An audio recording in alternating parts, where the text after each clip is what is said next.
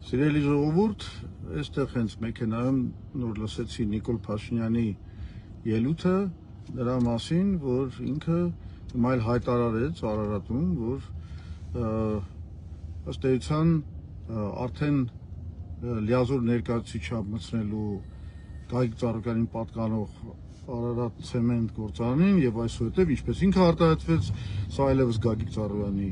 Ծառուկյանի սեփականություն չի, այլ Հայաստանի ժողովրդի սեփականություն։ Հիմա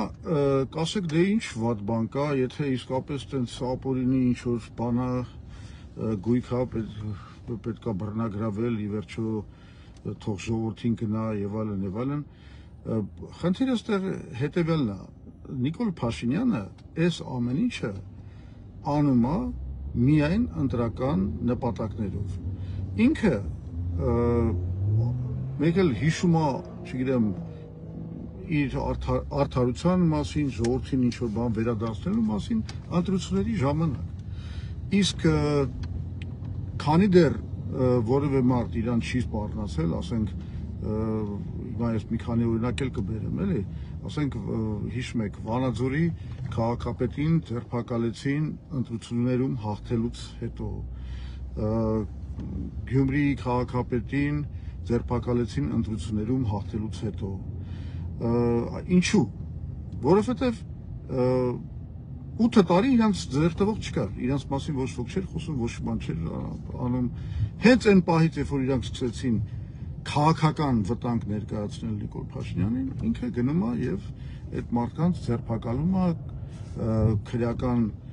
հետապնդում է իրականացնում։ Հիմա նույն բանն էլ Գագիկ Ծառուկյանի պարագան է։ Այսինքն միջև այս մարդը Նիկոլի հաշվարկով իր համար ոչ մի վտանգ չէր ներկայացնում, ամեն ինչ հանգիստ էր։ Հենց սկսեց ներկայացնել իրան վտանգ, ինքը անցնում է հաշվեհարդարի, էքսպրոպրիացիայի եւ այլն։ Ինչ է, սա ինչ պրակտիկա է։ Սա այս պրակտիկան նշանակում է մի բան. Նիկոլ Փաշինյանը ոչ սահմանադրություն է ճանաչում, ոչ օրենք է ճանաչում։ Ես ձեզ ասեմ, սրա հետևանքներն են շատ ծանր լինելու ներդրումային առումով, որովհետև եթե պետությունը կարող է այսենց զուտ քաղաքական մոտիվացիայով հարձակում գործի մասնավոր սեփականության ինստիտուտի դեմ, դա շատ վատ հետևանքների է բերելու եւ ամենակարևորը հետեւյալն է. Նիկոլ Փաշինյանը իրականում բացարձակապես ոչ մի սկզբունք չունի, իր միակ սկզբունքը, ինքը հիշում է սկզբունքների մասին միայն այն ժամանակ, երբ որ պետք է ընտրվի։ Կարճ ասած, այսինքն մենք նորից տեսնում ենք, որ Փաշինյանի Հայաստանում օրենքը, սահմանադրությունը չեն հարգվում։ Դրա համար շատ կարևոր է հունիսի 7-ին, երբ որ գնաք ընտրությունների, քվեարկեք հենց մեր օգտին, համար 10 Հայ ազգային կոնգրեսի օգտին, որովհետև ամենակարևոր